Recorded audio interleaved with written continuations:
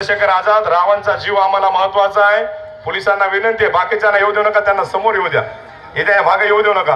Doctor Babasaheb आंबेडकरांचा doctor Babasaheb आंबेडकरांचा.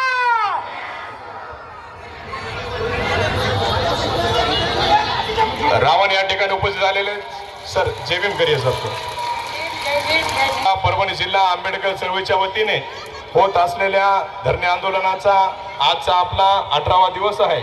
या निमित्त आपण सर्व आंबेडकरवाद्यांचे, संविधानप्रेमी युवकांचे नेते सन्माननीय चंद्रशेखर आझाद उर्फ रावण या ठिकाणी उपस्थित झालेले आहेत. उजव्या बाजूच्या सगळ्या भीमसैनिकांना विनंती, चंद्रकांत बनसोडे येऊ द्या त्यांना. बाकीचे सगळे समोर या, स्टेजवर या, सगळे समोर या. चंद्रकांत भाऊ समोर, कचरू दादा गोडबोले यांनी या, बाकीचे सगळे पुढे या. चंद्रकांत भाऊ समोर बोलो तो. परभणी जिला आंबेडकरी मूवमेंट की तरफ से चल रहा है 17 दिनों से जो धरने आंदोलन चल रहा है, उसका आज 18वां दिन है. जो बाबा साहब के अनुयायियों पे, बाबा साहब के मूवमेंट में काम करने वाले भीमसेनों के ऊपर, माता भगिनों के ऊपर जो अन्याय अत्याचार हुआ है, उसका बदला लेने के लिए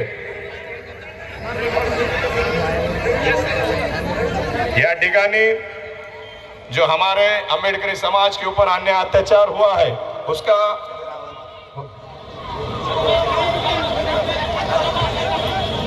जो अम्बेडकरी समाज के ऊपर अन्याय अत्याचार हुआ है, उसके खिलाफ 17 दिनों से ये अम्बेडकरी समाज यहाँ रास्ते पे न्याय मांगने के लिए बैठा है. और हम आपसे बहुत बड़ी गुजारिश चाहते हैं, चंद्रशेखर आजाद जी, आप असलियत में रावण है. रावण जैसे 10 सिरों का था, वैसे आप 10 सिरों से सोचते हैं और उसी तरह से मनवादियों को खत्म करने का काम करते हैं. ये आपकी ताकत हम सब भीम अनुयायियों को बहुत हमारे इरादे बुलंद करती है.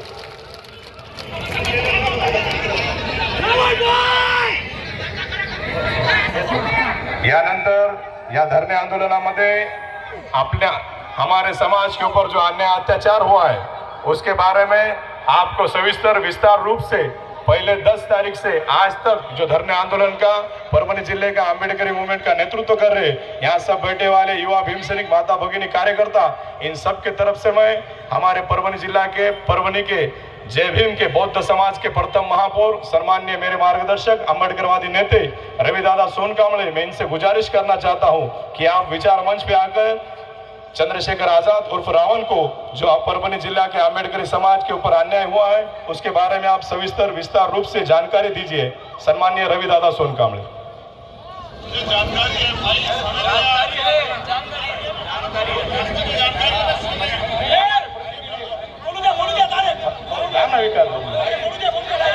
भाई ये सिर्फ 2 मिनट, ठीक है.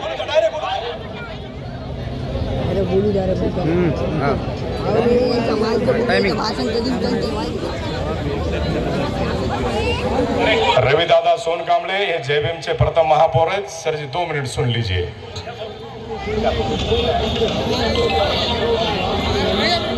भाई बोलने का मतलब ये है कि ये कल की जो 10 तारीख की घटना, ये ऐसी इजी गोइंग हुई वाली नहीं है.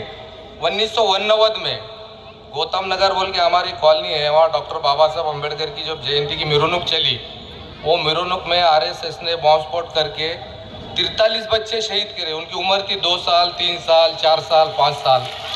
अभी उसका एफआर नहीं है भाई. 1989 की बात है, उसका एफआर नहीं. वो आरोपी हमें अभी तक मालूम नहीं कौन है, क्या है. वैसा ही 2003 में यहाँ मोहम्मदी मस्जिद है, वहाँ अभिनव भारत ये संगठन ने बॉम्ब स्फोट करके वहाँ मुस्लिम शहीद हो गए, उसका भी एफआर नहीं. और ये कल 10 तारीख की घटना है. शिव प्रतिष्ठान, ये जो आरएसएस की विंग है, अभिनव भारत, शिव प्रतिष्ठान, सनातन प्रभा, बजरंग दल, ये पूरे विंग यहाँ एक्टिव है. और पूरे देश में ये इसलिए चुना गया, यहाँ अभी तक जो ये घटना हुई उसकी जानकारी आप जैसे बड़े महान लोगों को मिलती नहीं है. इसलिए आप यहाँ आए, हमारी बात सुने. आप लोगों को सुनने को ये लोग आए वाले हैं. आरएसएस का पूरा एजेंडा यहाँ के दलित और मुसलमानों के ऊपर अन्याय करने का है. आपसे यही गुजारिश है कि आप यहाँ आए, आप एक ऐलान कीजिए कि परभणी के ये जातिवाद, हमारा किसी जात के किसी धर्म के विरोध में आंदोलन नहीं था भाई, हमारा पुलिस के विरोध में था। पुलिस ने इतने बेरहमी से मारने के बाद भी हमारी अभी तक कोई कंप्लेंट उन्होंने एफआईआर करे नहीं। हमारी विनती है कि आने वाले 10 तारीख 5 तारीख को एक ऐलान करो कि यहाँ से बॉम्बे मंत्रालय में आपके नेतृत्व में एक मोर्चा चला जाए, जिसके वजह से परभणी का ये जो हुकूमत करने वाली गव्हर्नमेंट आहे उसको कुछ तो भी सबक मिलना चाहिए। आणि तुमच्या सर्वांना सांगतो, आपल्याला या ठिकाणी न्याय द्यायला परत एकदा श्रीलंकेतून रावण आलेले आहेत, म्हणून त्यांचं आपण सर्वांनी शांततेने ऐका। आज हमारे परभणी के लोगों को आपको सुनना है भाई, मैं इतनी विनती करता हूं। और जो पुलिस की ये बैठे वाले लोग है, ये इतना बेरहमी से तो कुत्ते को भी कोई नहीं मारता, इतना मारे। वो वहाँ बैठी वाली है, उसको भी शायद आप मिले, वो महिला को कम से कम 15 पुलिस वाले मार रहे थे। अभी तक हमारी कोई एफआईआर नहीं, कुछ कंप्लेंट नहीं। आप आइए और बोलिए। अंबेडकरी समाज के सम्मान में, तुम्ही म्हणायचं रावण मैदान में, अंबेडकरी मूवमेंट के सम्मान में, अंबेडकरी मूवमेंट के सम्मान में, अंबेडकरी मूवमेंट के सम्मान में तू बढ़कर रन कर, रावण आजाद तेरा ताप है, बड़ा अखंड है, जोर दिखला दे समर, मैं अपना उबाल वीर भीम सैनिकों के खून में प्रचंड है, इसलिए चंद्रशेखर आजाद रावण अंबेडकरी समाज के सम्मान में है। रावण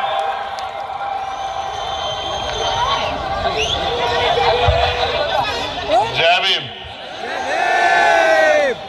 ये अपनी बात को शुरू करने से पहले मैं आपसे पूछना चाहता हूं, यहाँ से नांदेड़ कितनी देर का रास्ता है?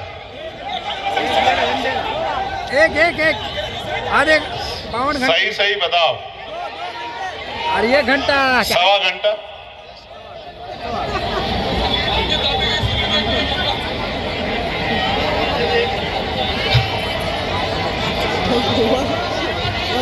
ठीक है।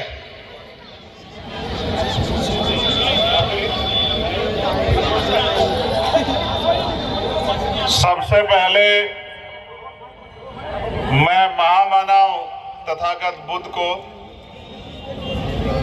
नमन करता हूं, उनके चरणों में वंदन करता हूं। फिर पूरी दुनिया में सामाजिक परिवर्तन के लिए समय समय पर जन्मे सभी संतों, गुरुओं और महान पुरुषों को भी नमन करता हूं। फूले, साहू, पेरियार, विश्व रत्न डॉक्टर बाबा साहब अम्बेडकर, मान्यवर काशीराम साहब और अनेक महापुरुषों के संघर्ष से प्रेरणा लेकर आज जो नीले झंडों वालों की मूवमेंट चल रही है, जिसके बहुत सारे सिपाही आज मेरे सामने बैठे हैं, मैं उनको इस संघर्ष के लिए धन्यवाद देता हूं। सबसे ज्यादा धन्यवाद अपनी बहनों को, माओं को देता हूं, जो पिछले 18 दिन से यहाँ आंदोलन कर रही हैं। मैं पूरी जमात से कहूंगा कि अपनी बहनों, माओं के लिए एक बार जोरदार ताली बजा के इनका अभिनंदन करें। मेरे सामने ये डायरी रखी गई है जिसमें बहुत सारी मांगे। मैं कोशिश करूंगा कि इन मांगों को पढ़ दूं, लेकिन उससे पहले परभणी के विषय में मुझे बताया गया था और मैंने पार्लियामेंट में भी इस विषय को उठाने का काम किया, मीडिया के जरिए भी मैंने इस विषय को उठाने का काम किया। लेकिन क्योंकि तब तक मैंने ये सुना था कि परभणी में ये हुआ है, तो मैं इस बात की गंभीरता को उतना नहीं समझ पाया था। अब मैंने इसको यहाँ आके देखा है अपनी आंखों से, मैंने यहाँ के दर्द को महसूस किया, मैंने यहाँ के लोगों के आंसू देखे, मैंने अपने भाइयों पे चली हुई लाठियों को देखा है, उनके बदन पे, उनकी पीठ पे पड़ी पड़ी एक एक लाठी के निशान को देखा है, मैंने अपनी बहनों के बदन पे पड़े एक एक जूते के निशान को देखा है। और आज मैं कह सकता हूं कि ये जो जुल्म यहाँ हुआ है, ये जुल्म हम लोग किसी भी कीमत पे स्वीकार नहीं करेंगे। ये बात मैं आपको बहुत जोर से कह रहा हूं। हम इस देश में भारतीय संविधान के आधार पे जो स्वाभिमान सम्मान का जीवन और जो बराबरी का जीवन संविधान ने हमें दिया है, हम उसी के आधार पे आगे बढ़ना चाहते हैं।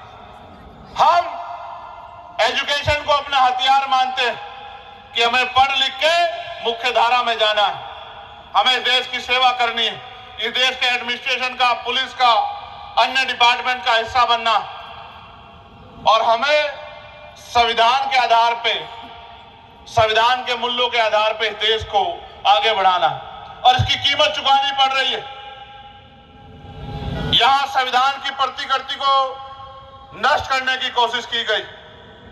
यह ऐसा नहीं था जो बताया जा रहा है कि कोई मानसिक रूप से विकलांग व्यक्ति आके कर देता है, ऐसा नहीं था।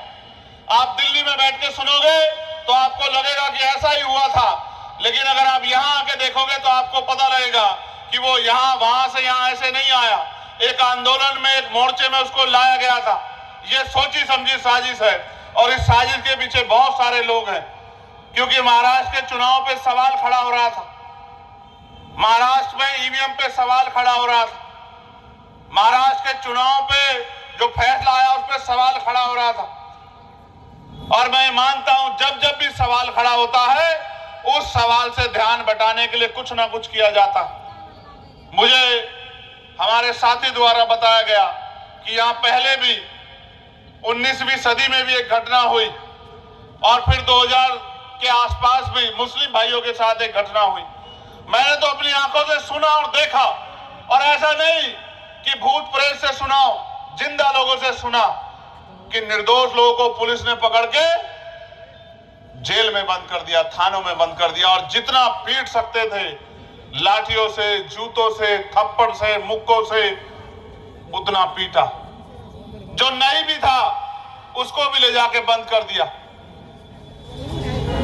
वो हाथ जोड़ते रहे, ये कहते रहे कि हम निर्दोष हैं, लेकिन पुलिस ने किसी की नहीं सुनी। और आज अपराध के लिए आपके पास चाकू, छुरी, पिस्तौल, गन, बम होने की जरूरत नहीं है। यहां जो अपराधियों के लिए, जिनको पुलिस ने अपराधी माना, उनके लिए उन्होंने टैटू, जिनके कंधों पे बाबा साहब अंबेडकर का टैटू बना था, जिनके हाथ पे महामानव तथागत बुद्ध की तस्वीर बनी थी, जिनके हाथ पे महामानव लिखा हुआ था, जिनके हाथ पे जय भीम लिखा हुआ था, जिनके गले में नीला पटका था, उनको इस आधार पे अपराधी मानकर थाने में ले जाकर पीटा।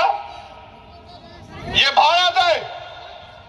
यहां बाबा साहब अंबेडकर का हाथ पे स्टैचू बनाने वाला संविधान से प्यार करने वाला होता, आतंकवादी नहीं होता। लेकिन यहां उन बच्चों को ये टैटू के बनाने के लिए आतंकवादी कहा गया, उनको पीटा गया, उनसे ये पूछा गया कि भूख लगे, जिसने हाथ उठा दिया उसको जहां सीसीटीवी नहीं उस कमरे में ले जाकर पीटा गया, और फिर पूछा गया कि पेट भरा नहीं भरा। यहां जुल्म नहीं हुआ। यहां जुल्म से बढ़कर हमें तोड़ने के लिए, हमें रोकने के लिए, हमारी हिम्मत को कमजोर करने के लिए सारे षड्यंत्र किए गए। और ये करने वाले, जैसा मैंने कहा कि पहले अपराधियों पे पिस्टल मिलती थी, बंदूक मिलती थी, अवैध हथियार मिलते थे, चाकू मिलते थे, और आज जिनको अपराधी बनाया जा रहा है उनके गले में नीला पटका होने की बात यहां परभनी में कही गई है। इस बात को, इस विचार को, इस सोच को समझिए। ये सोच कितनी खतरनाक है। अगर नीला पटका पहनने वाला, बाबा साहब का स्टैचू बनाने वाला, पूरी दुनिया को अहिंसा का रास्ता, प्रेम का रास्ता, बुद्ध के रूप में दिखाने वाले का अगर स्टैचू बनाना अपराध है, तो यहाँ बैठे ये लाखों लोग अपराधी हैं, क्योंकि इनके दिल में बाबा साहब अंबेडकर है, इनके दिमाग में बाबा साहब अंबेडकर है, इनकी जबान पे बुद्ध है और इनके खून में संविधान है। सम्मानित मेरी माओ बहनों, बुजुर्गों और नौजवान साथियों, बाबा साहब ने कहा था कि मुझे मेरे जाने के बाद मरा हुआ मत समझना, जब तक संविधान जिंदा है मैं जिंदा हूं। इसलिए हम लोग संविधान से प्यार करते हैं। हम संविधान में बाबा साहब को देखते हैं और हम ये मानते हैं कि जब तक संविधान है, इस देश के हर धर्म जाति के व्यक्ति को आगे बढ़ने का अवसर मिलेगा, सम्मान का जीवन मिलेगा। लेकिन परभनी में ये नहीं हो रहा है। परभनी में हमारी हिम्मत को तोड़ा जा रहा है। परभनी में हमें चैलेंज किया जा रहा है। और मैं परभनी की धरती से महाराष्ट्र और पूरे देश के लोगों को कहना चाहता हूं कि आज परभनी पूरे देश की तरफ देख रहा है कि हमारी आवाज उठाने वाला कौन है, हमारे दुख में खड़े होने वाला कौन है, हमारे आंसू पूछने वाला कौन है, हमारी आवाज को मजबूत करने वाला कौन है। मुझे शर्म आती है यहाँ के विपक्ष के नेताओं पे। अभी असेंबली का सेशन चला, उन्होंने चुनाव के समय बाबा साहब की बात करके वोट तो मांगने का काम किया, लेकिन इतने जुल्म पे असेंबली में सरकार का गिरबान पकड़ के सवाल पूछने का काम नहीं किया। अगर एक भी नीले पटके वाला, अगर एक भी डॉक्टर अंबेडकर को मानने वाला सच्चा सिपाही वहां होता तो मुख्यमंत्री से आंख मिला के पूछता कि हमारे लोगों पे जुल्म हुआ और आप यहां चैन से कैसे सो सकते हो, आपको परबनी जाके हमारे लोगों के हाल को जानना चाहिए। लेकिन दुख इस बात का है कि जो बाबा साहब अंबेडकर के हितैषी होने का देश में दावा कर रहे हैं, असल कार वो बाबा साहब के अब द्वारा दी गई वोट के हितैषी हैं। वो इस वोट को हमसे चाहते हैं, इसलिए बाबा साहब की बात करते हैं। मुझे बड़े तकलीफ के साथ कहना पड़ रहा है कि यहां पुलिस इस हिंसा में शामिल है। जहां देश भर में हम लोग पुलिस के साथ जो अन्याय हुआ है, ड्यूटी के आधार पे, वेतन विसंगति के आधार पे, उनके लिए पार्लियामेंट से लेकर कमेटियों में लड़ने का काम कर रहे हैं, यहां वही पुलिस हमारे लोगों की खाल उधेड़ने का काम कर रही है। मुझे दुख के साथ कहना पड़ रहा है, अगर पुलिस के अलावा ये लड़ाई किसी और से होती तो अम्बेडकरवादी जवाब देता और बताता कि लड़ाई कैसे लड़ी जाती है और मुकाबला आमने सामने कैसे होता है। लेकिन पुलिस की टोपी पे सम्राट अशोक का चिन्ह है। हम पुलिस को रक्षक मानते हैं, लेकिन आज तो रक्षक ही भक्षक बन गए हैं। मैं सारे पुलिस वालों को गलत नहीं कहता, लेकिन जिन पुलिस वालों ने सिर्फ सरकार को खुश करने के लिए और चंद लोगों को खुश करने के लिए लोगों की खाल खींचने का काम किया, हमारे लोगों के खून बहाने का काम किया, मैं विश्वास दिला के आपको कहता हूं कि पार्लियामेंट में बाबा साहब का की तस्वीर उठाने वाले तो बहुत होंगे, लेकिन बाबा साहब के विचार को आगे बढ़ाने वाला चंद्रशेखर आजाद है। आप मेरी बात को याद रखना। झूठी लड़ाई लड़ने वाले तो बहुत है। इस बार सेशन चलेगा फरवरी से। एड़ी चोटी का जोर लगा के हम सरकार से सवाल पूछेंगे कि परबनी पे जो हमारे लोगों पे जुल्म हुआ, उस जुल्म को करने वाले अधिकारी कर्मचारियों पे सरकार ने क्या कार्रवाई करने का काम किया। और आप चिंता मत करो, जब असेंबली का सेशन आएगा, मैं चंद्रशेखर आजाद आपसे वादा करता हूं कि अगर मैं जीवित रहा तो उस असेंबली के बाहर बैठ के धरना देने का काम करूंगा कि अंदर बैठे लोगों का जमीर जागने का काम। ये लड़ाई ऐसे नहीं लड़ी जाएगी। ये मेरी बहन बेटी है, मेरे पास जवाब नहीं है। जिस तरह उसको पीटा गया, सार्वजनिक तौर पे लाठियां मारी गई, उसके बदन में कोई ऐसी जगह नहीं है जहां जूतों से कुछ लाना गया। और कहने में दुख होता है, ये क्राइम है कि किसी महिला को जेंट्स पुरुष पुलिसकर्मी मारपीट करे। क्या बहादुरी दिखाते हो साहब, क्या बहादुरी दिखाते हो यार। मैंने एक पुलिस के साहब से पूछा मेरे साथ थे कि सोचो ये आपकी बहन होती तो क्या बीतती आपके मन पे। आप तो अपना रिवॉल्वर निकाल लेते कि मेरी बहन को क्यों पीट दिया। क्या सिर्फ अपनी बहन बहन होती है, दूसरे की बहन बहन नहीं होती है क्या। क्या बहादुरी दिखाते हो साहब। चिंता मत करो, तुमसे भी हिसाब करेंगे, मेरी बात को याद रखना। आपको याद है ना भीमा कोरेगांव, याद हो या नहीं याद हो।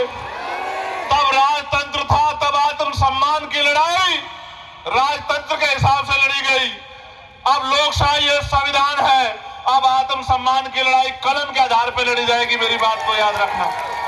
हमने एसपी से बात की और उनसे कहा कि मुकदमे गुनाह दाखिल करो, जिन पुलिसकर्मियों ने मारा उनके खिलाफ गुनाह दाखिल करो, जांच करो। और जिसने गलत काम किया, क्राइम किया, यह भी क्राइम है कि आपने जिसको अरेस्ट किया 24 घंटे के अंदर उसके परिवार को सूचना नहीं दी। यह भी क्राइम है कि आपने पुलिस कस्टडी में सोमनाथ सूर्यवंशी को पीट पीट कर मार दिया। यह भी क्राइम है कि आपने जाति पूछ के, धर्म पूछ के कार्रवाई की। और यह भी क्राइम है कि आपने अपनी शक्ति का दुरुपयोग किया। लेकिन याद रखना कि कोई कानून से बड़ा नहीं है। जिस दिन कानून का डंडा चलेगा, अच्छे अच्छे की गर्मी निकल जाएगी, मेरी बात को आप यहाँ परवनी में खड़े होकर कह रहा हूं, याद रखना। मैं आपको विश्वास दिला मैं चंद्रशेखर आजाद परभनी के इस ऐतिहासिक धरती पे आपसे वादा करके कहता हूं कि हम एड़ी चोटी का जोर लगा देंगे, लेकिन इन आरोपी पुलिस कर्मियों को जिन्होंने ये गुनाह किया है उनको चैन की नींद सोने नहीं देंगे। इनके मसीहाओं को कहना कि बचा ले, इनके जो पावर में बैठे लोग हैं उनसे कहना बचा ले, हम देखेंगे कि संविधान बड़ा है या इनके वो निकम्मे नेता बड़ा है, हम देखने का काम करेंगे। अभी इन्होंने हमारी शक्ति नहीं देखी है। हमने 2 अप्रैल जैसे आंदोलन भी किए, हमने दिल्ली में बड़ी बड़ी सरकारों को हिलाने का काम भी किया है, लेकिन अगर महाराष्ट्र में हमारे लोगों पे हिंसा होती है तो ये चिंतन का सवाल का प्रश्न है। हमें चिंतन करना चाहिए कि हम 18 दिन से क्यों बैठे, क्या हम खाली हैं?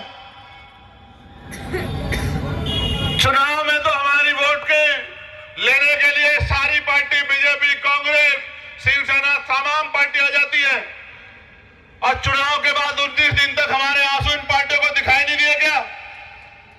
हमें समझना पड़ेगा कि नीला झंडा उठाकर तो कोई भी आ जाएगा, लेकिन नीले झंडे के विचार को लेके डॉक्टर बाबा साहब अंबेडकर के सच्चे सिपाही चल सकते हैं। हमें समझना पड़ेगा। अगर हमने शक्ति बनाई होती, किसी की मां ने दूध नहीं पिलाया था कि वो हमारी बहन को पीटने का काम कर देते। मेरा मन रो रहा है, मैं नहीं बता सकता कि उसके जख्म देख के मेरे दिल पे क्या बीत रही। मैं नहीं बता सकता जब हमारी जच्चा बहनों को पीटा गया बाथरूम में घुस घुस के, मेरे मन पे क्या बीत रही है, मैं नहीं बता सकता। और ऐसा नहीं कि एडमिनिस्ट्रेशन और पुलिस हमारी शक्ति से वाकिफ ना हो, वो हमारी शक्ति से वाकिफ है। हमने कोशिश की है कि ये हमारी बात को मान जाए, लेकिन क्योंकि यहाँ का मंच बड़ा है, यहाँ जो संघर्ष कर रहे हैं वो लोग बड़े, हम लोग तो सिपाही हैं, छोटे से आपके वर्कर हैं। उन्होंने तय कर लिया है कि अगर 16 तारीख तक गुनाह दाखिल नहीं हुए तो 17 तारीख को यहां से और मंत्रालय तक, मुंबई तक पैदल मार्च होगा, ये उन्होंने तय कर लिया। अब जब उन्होंने तय कर लिया है तो हम तो उनके पीछे खड़े हैं, हम तो उनके वर्कर। मैं यहां बैठूं या आपके बीच में बैठूं या वहां खड़ा हूं या किसी कोने में दूर खड़े होकर सुन रहा हूं, सबके मन में दर्द है कि ये जुल्म हम पे नहीं होना चाहिए था। ये भी एक कड़वा सच है, जान लो कि हमारे लोग संविधान के आधार पे काम करते हैं, कानून को हाथ में नहीं लेते। इक्का दुक्के बच्चे को छोड़ के आप ये भी जानते हैं वो लोग कौन हैं जिन्होंने 11 तारीख को हिंसा की। वो इन्हीं राजनीतिक दलों, इन्हीं सरकार के लोगों और इन्हीं पुलिस के कर्मचारियों के सहयोगी हैं जिन्होंने मुंह लपेट लपेट के, मुंह छिपा छिपा के यहां हिंसा करने का काम किया, और जिसका खामियाजा मेरा भोला भाला समाज भुगत रहा है। इसकी जांच होनी चाहिए। इसके लिए कई मांगे लिखी गई हैं कि जो संविधान शिल्प की तोड़फोड़ करने वाले हैं उनका पोलोग्राफी और नार्को टेस्ट होना चाहिए, जो ये पता लगे कि सच में पागल है या पागल बनाकर इस पूरी घटना को अंजाम दिया गया है। साथ साथ ज्येष्ठ नेता विजय साहब के बारे में मैं क्या कहूं, आप मुझसे बेहतर जानते। 40 साल से उन्होंने यहां सेवा की। उनको ऐसा सदमा लगा कि वो हमारे बीच से चले गए। उनका नाम FIR में सबसे ऊपर रखा। वो आज हमारे बीच में नहीं। ये उनके परिवार की नहीं है, इस अंबेडकर आदि समाज की मांग है कि उनके परिवार के एक बच्चे को सरकारी नौकरी मिलनी चाहिए और उनको 1 करोड़ रुपए का मुआवजा भी मिलना चाहिए। साथ साथ जितने भी घायल हमारे भाई हैं, मैंने इनसे पूछा जेल जाके डर तो नहीं गए हो? जरा खड़े होके बता दो एक बार जरा। टूटे हुए हाथों से, टूटे हुए पैरों से बताओ, डर तो नहीं गए हो? आगे जेल जाना पड़ा, घबराओगे तो नहीं? क्या संविधान के सम्मान में आगे लड़ने के लिए तैयार हो? क्या तुम्हारी हिम्मत कमजोर तो नहीं पड़ी? क्या बाबा साहब के सच्चे सिपाही मजबूत हो गए नहीं हो गए? बैठ जाओ, महसूस करो कि इन्होंने हमें क्या दिया है। इन्होंने सोचा तो ये था कि ये डर के घर में छिप जाएंगे। इनको ये नहीं पता था कि इनके द्वारा जितनी लाठियां हमारी पीठों पे पड़ेगी, हम उतने ताकतवर होके इस जुल्म के खिलाफ इनकलाब करेंगे, इस जुल्म के खिलाफ लड़ने का काम करेंगे। तो बहुत सारी मांगे हैं कि कॉम्बिंग ऑपरेशन के दरमियान जिन जिन आंदोलन और परिवार को पुलिस द्वारा बेरहमी से पीटा गया,